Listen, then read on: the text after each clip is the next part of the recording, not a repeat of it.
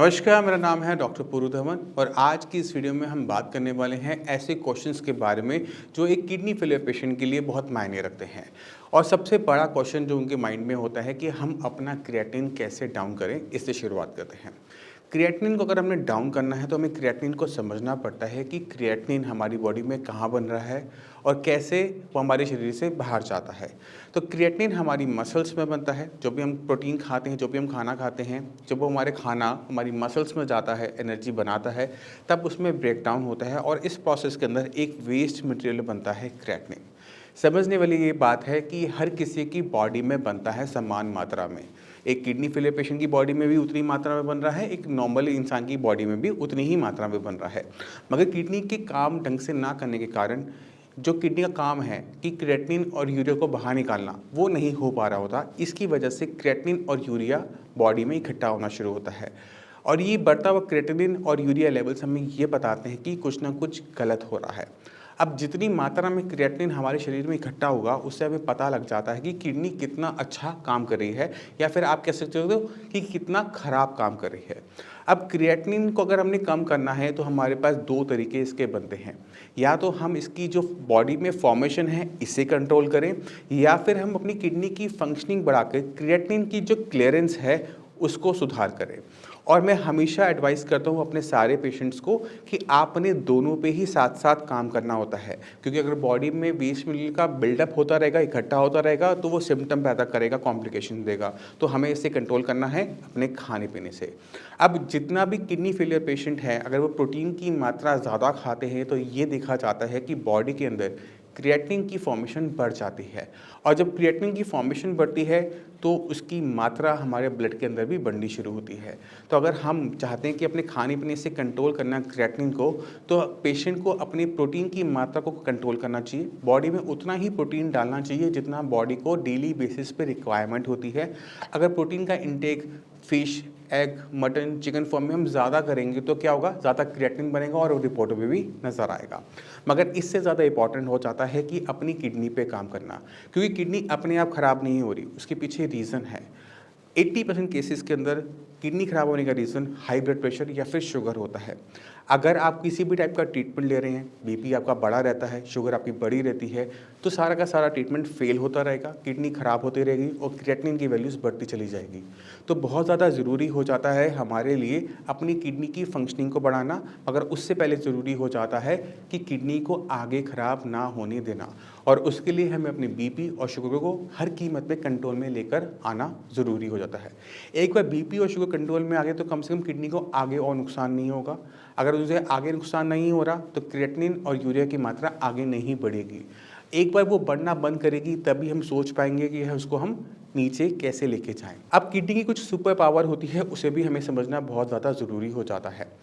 अगर किसी इंसान की एक किडनी किसी भी कारण से ख़राब हो जाए, उसे एक किडनी ही काम बॉडी में हो, तो भी क्रिएटिनिन वैल्यूज़, यूरिया लेवल्स नहीं बढ़ते। क्यों नहीं बढ़ते, ये एक सवाल है। ये इसलिए नहीं बढ़ता क्योंकि किडनी के पास खूबी होती है अपने काम करने की क्षमता को बढ़ा लेने की, जो कि हमने देखा किडनी एक होने के बाद भी लेवल नहीं बढ़े। अगर यही क्षमता हम हर किडनी फेलियर पेशेंट में इस्तेमाल करें तो हमें क्या फ़ायदा मिलेगा कि जो बढ़ा हुआ क्रिएटिनिन लेवल्स है, यूरिया लेवल्स है, वो डाउन होने शुरू हो जाएंगे। इसी को हमें इस्तेमाल करना पड़ता है हर किडनी फेलियर पेशेंट में। मगर उसके लिए जैसे मैंने आपको स्टेप नंबर 1 में बताया कि हमें बीमारी के कारण को पहले निकालना पड़ता है, जो कि मैक्सिमम केसेस में बीपी और शुगर होता है। ये कंट्रोल होने के बाद किडनी अपने फंक्शंस को बढ़ाने के लिए तैयार हो जाती है और एक बार वो तैयार हो गई, अपनी फंक्शनिंग को बढ़ाती है। क्रिएटिनिन और यूरिया यूरिन के आउटपुट से ज़्यादा निकलना शुरू हो जाता है और वो हमारे ब्लड लेवल्स में कम होना शुरू हो जाता है, जो कि एक बहुत अच्छी बात होती है किसी भी किडनी फेलियर पेशेंट के लिए। अब जब आपकी किडनी खराब होना बंद हो जाती है, उसमें सुधार होना शुरू होता है, क्रिएटिनिन लेवल कम होना शुरू हो जाता है, तो ये बहुत आसान और समझने वाली बात है कि डायलिसिस की जो नौबत, जो डर होता है किडनी फेलियर पेशेंट के माइंड में, वो भी खत्म होना शुरू हो जाता है, क्योंकि किडनी की कंडीशन अब स्टेबल होती है, क्रिएटिनिन के लेवल्स अब बढ़ने बंद हो गए। तो आप सभी को समझना है कि अगर हमें डायलिसिस को अवॉइड करना है या फिर हमें ट्रांसप्लांट को अवॉइड करना है, तो हमें अपनी किडनी का ध्यान रखना पड़ेगा। हर कीमत पे रखना पड़ेगा, उससे जो चीज़ परेशान कर रही है उसको अपनी बॉडी से बाहर करना पड़ेगा। अब एक किडनी फेलियर पेशेंट की बॉडी को ठीक से रखने के लिए और भी बहुत सारी चीज़ें की जाती हैं, जैसे है योगा। अब योगा के कुछ आसन ऐसे होते हैं जो स्पेसिफिकली बताए जाते हैं कि वो किडनी पेशेंट के लिए अच्छे हैं। वो क्यों अच्छे होते हैं? क्योंकि वो ब्लड सर्कुलेशन किडनी की तरफ अच्छा कर रहे होते हैं। बॉडी में अगर आप योगा करते हैं, बॉडी में ब्लड सर्कुलेशन बेटर होता है, ऑक्सीजन लेवल बेटर होता है, तो अंदर के टिश्यू को ऑब्वियस है अच्छा लगेगा। तो ये जो योगासन मैं आपको बताने वाला हूँ, उसको करने से किडनी फेलियर पेशेंट को आराम मिलता है। तो पहला आसन है भुजंग आसन। दूसरा आसन है पश्चिम उत्थान आसन। तीसरा आसन है अर्ध मत्स्येंद्र आसन। चौथा है नौका आसन। इन आसन को करने से किडनी फेलियर पेशेंट की बॉडी में बदलाव देखने को मिल सकते हैं। मैं उम्मीद करता हूँ इन आसनों को आप अपनी डेली रूटीन में ऐड करेंगे। ध्यान रखने वाली बात ये होती है कि जितने भी किडनी फेलियर पेशेंट होते हैं उन्हें बाकी जितनी भी हैवी एक्सरसाइज होती है वो मना होती है। आप रनिंग नहीं कर सकते, जॉगिंग नहीं कर सकते, आप स्विमिंग नहीं कर सकते, कोई भी एग्रेसिव एक्सरसाइज आप इसलिए नहीं कर सकते क्योंकि जब भी आप एक्सरसाइज करते हैं तो आपकी मसल्स मूव करती हैं, मसल्स का मेटाबॉलिज्म बढ़ता है, और जब भी मसल मेटाबॉलिज्म बढ़ता है तो क्रिएटिनिन की फॉर्मेशन बॉडी में बढ़ जाती है, जो कि रिपोर्टों में देखने को मिलेगी। अगर आप मसल्स को एग्रेसिवली मूव करेंगे, एक्सरसाइज करेंगे, तो आपको अपने क्रिएटिनिन लेवल थोड़े से बढ़ते हुए देखने को मिल सकते हैं। अब चलते हैं अपने तीसरे बड़े सवाल की तरफ, जो कि हमें पेशेंट की तरफ से मिला है कि सोना बाथ लेने से क्या किडनी फेलियर पेशेंट की बॉडी डिटॉक्सिफाई होती है या नहीं होती? होती है तो उसके हमें फ़ायदे मिलते हैं या नहीं मिलते? सोना बाथ के फ़ायदों को समझने के लिए पहले हमें समझना पड़ेगा कि सोना बाथ लेते समय हमारे शरीर के साथ क्या होता है। जब हम सोना बाथ लेते हैं तो हम एक हाई टेम्परेचर में, एक हाई ह्यूमिडिटी वाले कमरे में रहते हैं। इसमें हमारी बॉडी में से पसीना निकलता है, और जब पसीना निकलता है तो पसीने में जो पानी हमारी बॉडी में बाहर जा रहा होता है, यानी स्वेटिंग करने से हमारी बॉडी के अंदर फ्लूइड की जो बैलेंसिंग है वो अच्छी हो जाती है, पहली चीज़। दूसरी चीज़ जो पसीने के साथ निकल रही होती है वो है सॉल्ट।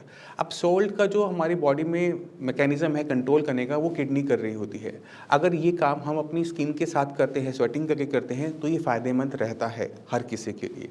तीसरी चीज़ जो हमारी पसीने में निकलती है, जो कि आप सभी को नहीं पता, वो है यूरिया। हमारे यूरिन में से निकलने वाला यूरिया से 50 गुना ज़्यादा यूरिया हमारे पसीनों से निकलता है।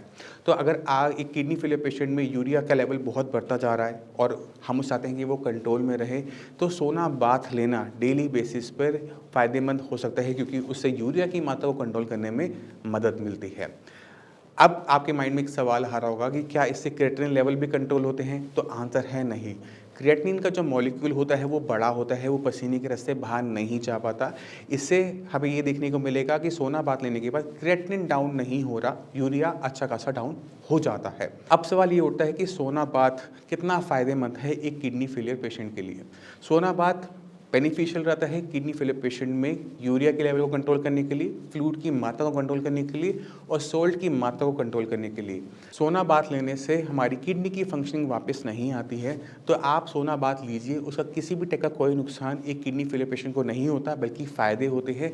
मगर ध्यान के रखने वाली बात होती है कि हमने अपनी किडनी को बचा के रखना होता है, क्योंकि किडनी थोड़ा काम कर रही है, थोड़ा काम हमने सोना से किया तो हमारा काम बन जाता है। अगर हम सोचें कि सारा का सारा काम हमारा सोना बाथ लेने से हो जाएगा, पसीने निकालने से हो जाएगा, ऐसा नहीं है। हमें क्रिएटिनिन निकालने के लिए हमारी किडनी की सही फंक्शनिंग ज़रूरी है, और उसके लिए जो मैं आपको पहले बता चुका हूँ कि हमें अपनी बीमारी की जड़ पे काम करना होता है। अगर बीपी शुगर के कारण हमारी किडनी ख़राब हो रही है तो पहला काम उस पर बनता है, दूसरा काम किडनी की फंक्शनिंग को बढ़ा के बनता है। जब किडनी की फंक्शनिंग बढ़ती है, काम करने की क्षमता बढ़ती है, तो क्रिएटिनिन यूरिन के रास्ते अच्छी मात्रा में निकलना शुरू हो जाता है, और हमें डायलिसिस से बच जाते हैं, हम ट्रांसप्लांट से बच जाते हैं। अब जो चौथा सवाल हमें मिला हुआ है वो है प्रोटीन इन यूरिन के बारे में, कि जब प्रोटीन हमारे पेशाब से निकलता है, जिसे मेडिकली प्रोटीन यूरिया कहा जाता है, उसके पीछे कारण क्या है और उसका ट्रीटमेंट क्या है। तो प्रोटीन यूरिया जो होता है CKD पेशेंट में खासकर इसलिए हो रहा होता है क्योंकि किडनी के अंदर जो फिल्ट्रेशन का काम होता है, वो किडनी के अंदर जो लाखों की संख्या के अंदर नेफ्रॉन्स होते हैं वहाँ हो रहा होता है। ये जो नेफ्रॉन्स होते हैं अगर किसी भी बीमारी की वजह से इन्फ्लेम्ड हो जाते हैं, जिसे हम नेफ्राइटिस कंडीशन कहते हैं, सूजन आ जाती है, तो हमारे जो नेफ्रॉन्स हैं वो ब्लड में प्रेजेंट प्रोटीन को होल्ड नहीं कर पाते। और जब वो होल्ड नहीं कर पाते तो प्रोटीन लीक होकर हमारे यूरिन में आना शुरू कर देता है। अब ये जो कंडीशन होती है प्रोटीन यूरिया की, ये अच्छी कंडीशन नहीं होती, क्योंकि जो आपका खाया पिया खाना होता है, प्रोटीन होता है, वो यूरिन के रास्ते बाहर चला जाता है, बॉडी में वीकनेस आनी शुरू हो जाती है। अब प्रोटीन से जो हमारा खून बनता है उसमें कमी आनी शुरू हो जाती है।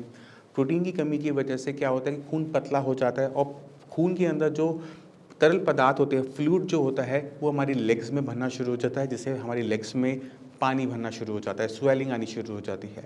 और इस स्वेलिंग से और फर्दर कॉम्प्लिकेशन आनी शुरू हो जाती है, जैसे हाई ब्लड प्रेशर हो या फिर सांस लेने में दिक्कत हो। तो इस प्रोटीन को कंट्रोल करना बहुत ज़्यादा ज़रूरी हो जाता है। तो हमने पहले ध्यान क्या रखना है कि ये जो कंडीशन आ रही है, इसके पीछे कंडीशन है किडनी के अंदर सूजन का होना। और अगर किडनी के अंदर सूजन है तो उसके पीछे कोई ना कोई एक बड़ा कारण है।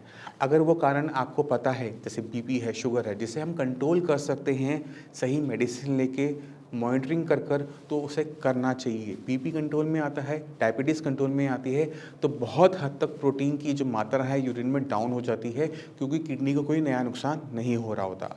जो सूजन है किडनी के अंदर, जो नेफ्राइटिस कंडीशन बनी हुई है, उसे सेटल करने पे हमारे यूरिन के अंदर जो प्रोटीन की मात्रा है वो भी ऑटोमेटिक तरीके से कम होनी शुरू होगी। एक इंटरेस्टिंग बात बताता हूँ, अगर आपके यूरिन के अंदर प्रोटीन बिल्कुल नील हो जाता है, उस कंडीशन को हम स्टेबल कंडीशन कहते हैं। अगर आपका क्रिएटिनिन लेवल ज़्यादा भी बना हुआ है मगर प्रोटीन नील आ रहा है, तो वो कंडीशन ख़राब नहीं होती। उसमें हमें फ़ायदा क्या होता है कि हमारे क्रिएटिनिन की वैल्यूज़ बढ़ना बंद कर देती हैं या फिर वो बहुत धीरे धीरे बढ़ती हैं, जिसकी वजह से एक किडनी फेलियर पेशेंट बहुत लंबे टाइम तक बिना कॉम्प्लिकेशन के लाइफ को जी लेता है। इसी के साथ आप सभी से मैं चलने की आगे चाहूँगा। मिलते हैं अगली वीडियो में, तब तक के लिए नमस्कार।